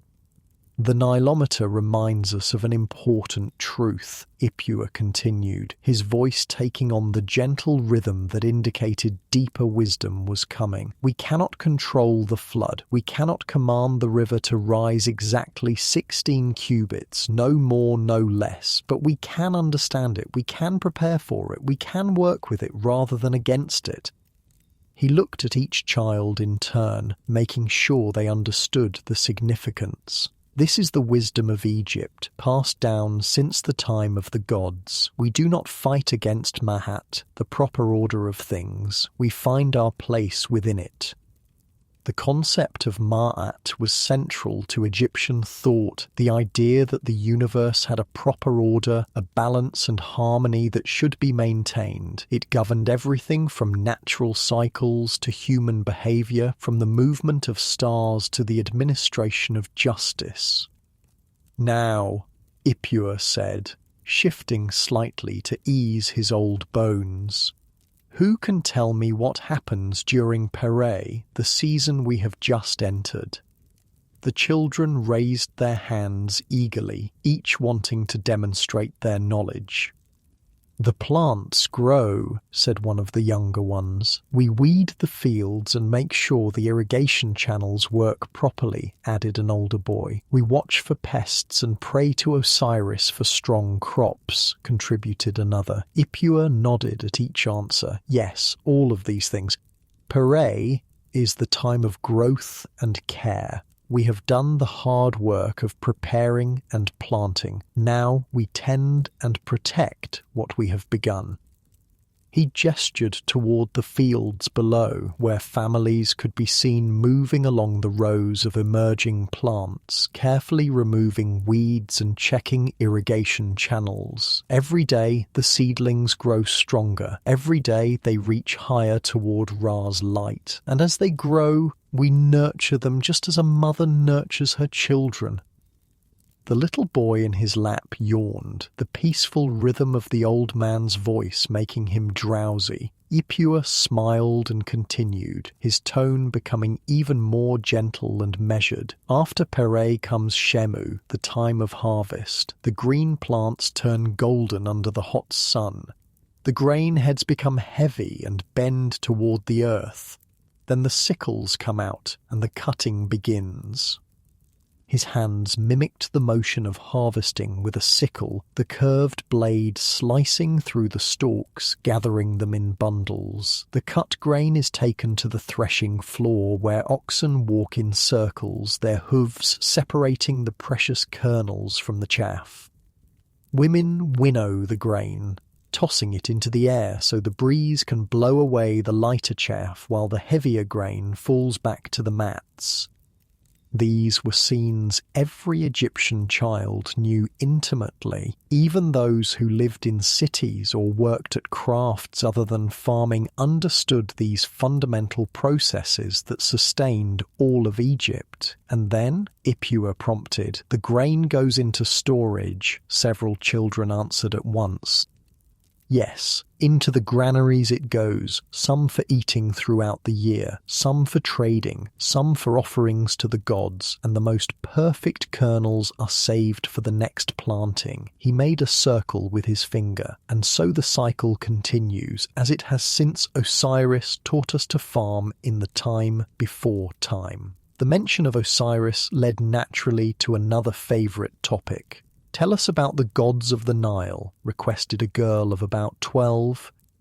Ipuwer nodded, settling into another well-practiced tale. "The great river is beloved by many gods. Happy is the god of the flood itself, depicted with blue skin and a large belly full of abundance." He patted his own somewhat rounded stomach, making the children giggle. Osiris is connected to the Nile as well, for it was in the river that his body was hidden by his wicked brother Set. When Isis found and restored him, Osiris became the god of vegetation and rebirth, just as the land dies under the flood and is reborn when the waters recede. The old man's voice took on a more solemn tone. "Some say the flood itself is the tears of Isis weeping for her murdered husband. Others say it is the life-giving power of Osiris returning each year to make the land fertile." He looked at the children with twinkling eyes. "Perhaps both are true. The gods work in ways beyond our full understanding." This was typical of Egyptian religious thought. Different, even seemingly contradictory explanations could coexist. What mattered was not rigid theological consistency, but the recognition of divine forces at work in the natural world. "There is another story," Ipuwer continued, "about how the flood began. In the time when gods walked on earth, Egypt was suffering a terrible drought. The people prayed to Ra, the sun god, for relief. Ra took pity on them and commanded his daughter, the fierce goddess Sekhmet, to help. But Sekhmet misunderstood her father's command. Instead of bringing water, she began to slaughter the people of Egypt, drinking their blood in a terrible rampage." The children's eyes widened at this dramatic turn. Even those who had heard the story before leaned forward in anticipation. Ra was horrified. To stop his daughter, he ordered that beer be dyed red to look like blood, and thousands of jugs of this beer were poured out over the fields. Sekhmet, thinking it was blood, drank it all and became so drunk that she fell asleep for 3 days. When she awoke, her rage had passed. She was transformed into the gentler goddess Hathor, and from that day forward, the red-tinged waters of the flood, now understood as the beer that saved humanity, would come each year to nourish the land. The children nodded appreciatively. It was a satisfying explanation for the reddish colour often seen in the first floodwaters, caused by red silt washed down from the Ethiopian highlands. "Are the stories true?" asked a thoughtful boy of about 9. Ipuwer considered the question seriously. "They are true in the way that matters most. They help us understand our place in the world and our relationship with powers greater than ourselves." He looked out at the green fields, the eternal river beyond, and the vast sky above. "The gods speak to us through the rising and falling of the Nile, through the sprouting of seeds and the ripening of grain. Whether we call it Happy or Osiris or simply the flood, the miracle remains the same." The sun was lower now, painting the landscape in gold and amber. Soon mothers would be calling their children home for the evening meal, but there was time for one more story. "Before you go," Ipuwer said, "let me tell you about the very first flood when the world was new." The children settled in, even the drowsy ones perking up for this primordial tale. "In the beginning," the old man intoned, his voice taking on the cadence of the most ancient stories, "there was only Nun, the watery abyss. From Nun rose a mound of earth. the first land, and upon this mound stood Atum, the creator god. His hands shaped an invisible mound in the air. Atum brought forth Shu, the air, and Tefnut, moisture. From them came Geb, the earth, and Nut, the sky. And from Geb and Nut came Osiris, Isis, Set, and Nephthys, the gods who would rule the world of humans.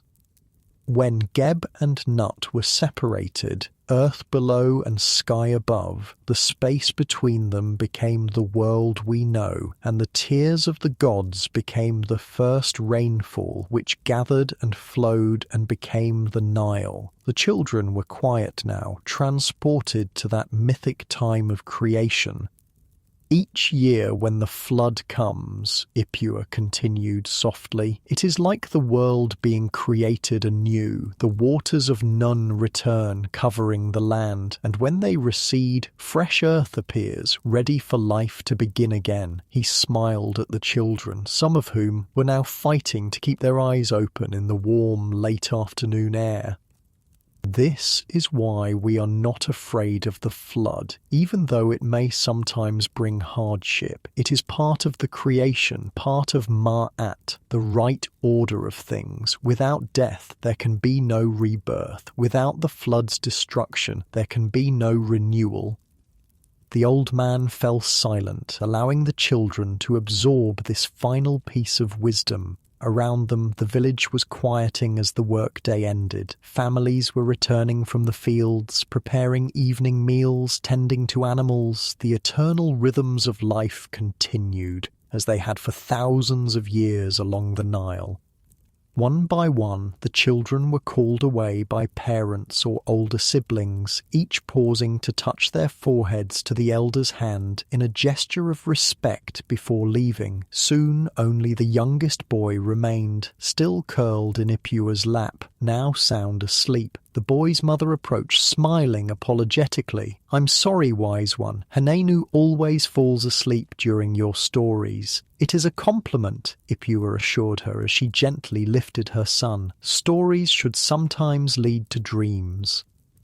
Left alone, the old man didn't immediately rise. His bones protested movement after sitting so long, and besides, the view was worth savouring. The green fields stretching to the river, the date palms swaying slightly in the evening breeze, the distant mountains turning purple in the fading light.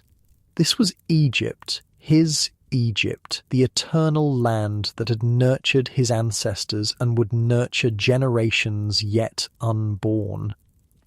In his 90 years, Ipua had seen much change. New farming techniques had been introduced, trade had brought exotic goods from distant lands, different pharaohs had ruled, some wisely, others less so, but the essentials remained constant. The Nile still flooded each year, bringing death and rebirth to the land. Farmers still planted and harvested according to the ancient calendar. Children still gathered to hear elders tell the old stories.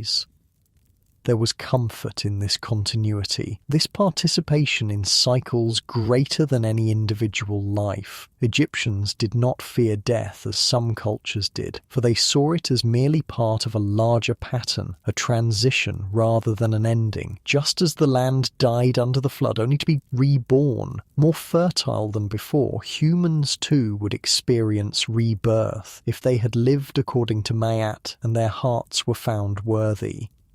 Ipua finally rose, his joints protesting with familiar aches. He would return to his daughter's home, where he had lived since his wife joined Osiris in the field of reeds 15 years ago. There would be a simple meal, conversation with his grandchildren, perhaps some beer before sleep. Tomorrow would bring another day of tending the growing crops, of maintaining the irrigation systems, of participating in the eternal rhythms of life along the Nile. The flood would come again, and again after that, long after Ipua himself had departed for the afterlife. As the first stars appeared in the deepening blue of the eastern sky, the old man made his way slowly down the path toward the village, carrying with him the wisdom of 82 floods, of countless plantings and harvests, of a lifetime spent in harmony with the river that was Egypt's lifeblood.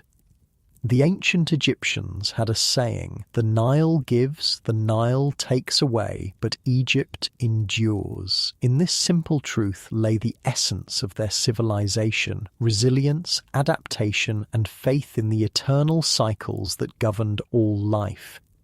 As you lie in your comfortable bed, far removed in time and space from those ancient farmers, perhaps there is wisdom still to be found in their story. They understood something we often forget, that we are part of natural cycles larger than ourselves, that there is a rhythm to life that can't be rushed or controlled, only respected and worked with.